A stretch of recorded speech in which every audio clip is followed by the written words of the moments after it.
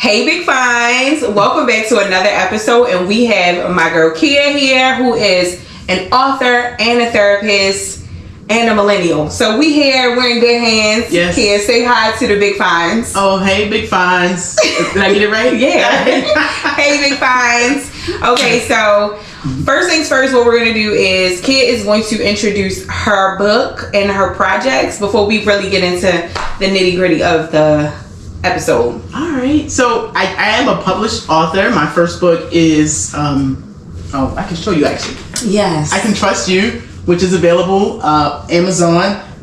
It is a book about based on the work of psychologist Eric Erickson. Not to get too nerdy for y'all, but long story short, it's based on the stages of development. The first stage of development, childhood development, which is trust and mistrust. The importance of establishing a trusting relationship with children and how that affects their long-term outcomes. Yeah. Okay, I'm a mom, so for me and my babies, this is a good book. Even though I have a teenager and a 10-year-old, but my 10-year-old is autistic, not with developmental issues, but more so behavioral issues. Okay. Whereas sometimes it's like sometimes she's 10, sometimes she's 20, and sometimes she's like 3. Sometimes she's 20. Yeah. So and when she is reverting back to like her toddler behavior, I can tell that it's stemming from like confidence. Mm-hmm. Yeah, like where she's feeling frustrated or insecure, then she'll revert back to misbehaving or behaving like a baby. Okay. So I think that that'll be a good book for her. Absolutely. Yeah. But there's more. Look, I'm actually working on another book. I actually shared with you already. Yes. Yeah. Whenever I got something coming through, I like to run it by folks I trust to see how they're feeling. We love a pick your brain session. Yes. But the next book that I am working on is about feelings, introducing children to feelings, and it's called Ralphie Feels Blue.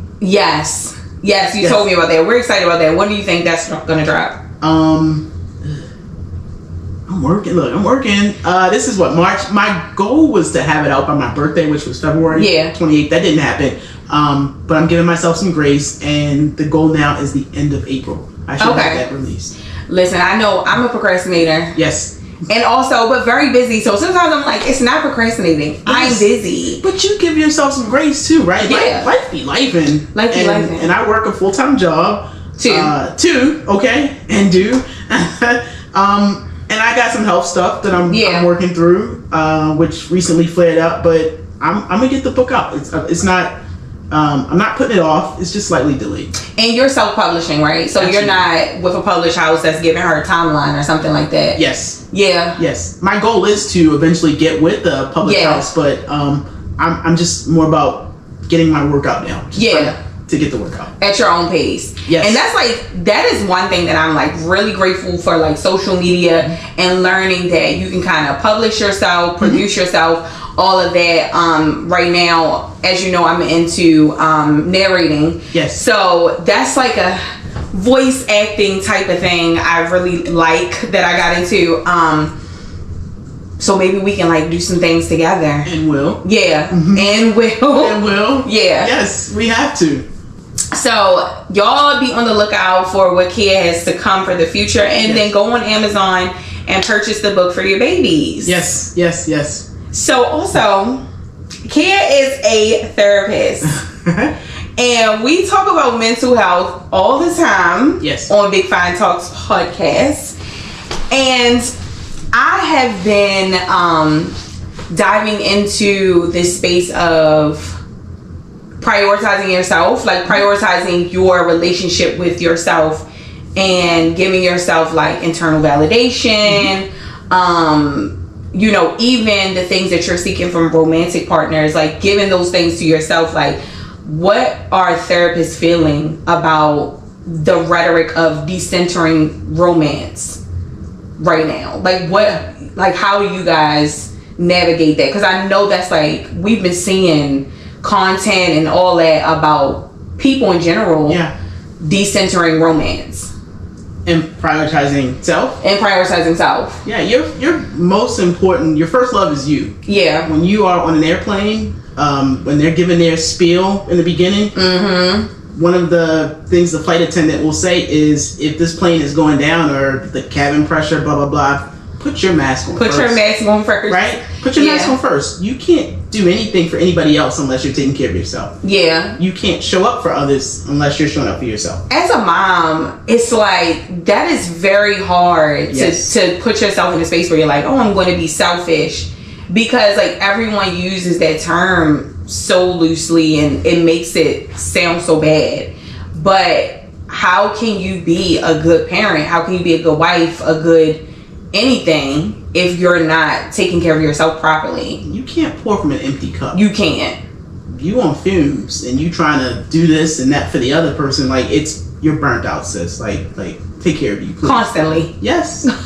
You constantly gotta take care of you. So what are some of the tools that you give your clients, your patients, for coming out of bad breakups? One question that I've started asking my clients this year, is how can you love yourself better? Like, what are you doing to love you? Okay. Yeah. How are you loving you? How are you showing up for you? If you want to teach somebody else how to treat you, the only way to do that is by showing them. Yeah. Leading by example, right? Yeah. This is how I deserve to be loved. Yeah. I'm showing you because I do it. You can't come at me any kind of way when I'm loving myself like this. Yeah. That's just it. Listen, that's gospel right there. I feel like it is. That's gospel right there. And people just don't. It's like you get into these spaces with people and everyone is, there's times where you're in a relationship with someone or even your relationship with your friends and someone is going through something, right? So they're not showing up in the way that they're supposed to in the relationship. So let's just say a husband and wife or just partners, romantic partners. Someone is going through something, maybe a death in the family, some sort of traumatic thing, and they're not showing up for their partner the way that their partner wants them to show up or the way they even should. They're not communicating properly. I mean, just slipping. What are some of the tools and advice that you guys, that therapists or you yourself, are given to the partner who isn't receiving, who feels the lack? That's a conversation, right? Like, nobody's a mind reader. Yeah. And you acknowledge that person, your person is going through something. Yeah. You have to figure out a way to get your message out there. Communicate your needs. You owe it to them to communicate your needs before, you start to try to fill that void with something else. Yeah. And it's like, when we think about just social media and the way people pretend to talk to each other, I have seen where it's like, well, he's not this and he's not communicating, blah, blah, blah. And it's all this drama behind it. Like, are there simple, conversation prompts that you're given to, say, hey, I know that, you're going through a lot. I'm not trying to stress you out, but this is how I feel. Because to me, I would probably yo, I got so much shit going on. I don't want to hear that right now. Yeah. Or do you have some safe ways to go into that? What you just said was perfect. Yeah. Right? Calling a spade a spade. Yeah. I know you have a lot going on. Yeah. But it's the but. There it is. It's the but for me. I'm like, but what? What do you want? Yeah. Yeah. Or you could, I know you have a lot going on. This is how I'm feeling. Yeah. Right? Let's make it about me. This is how I feel. Yeah. I'm giving you grace. I'm showing up for you and your situation. I feel that's fair to say. Yeah. Yeah. Well, there you have it. It's fair to say. Ask for what you need. Ask for what you need. It is okay to ask for what you need.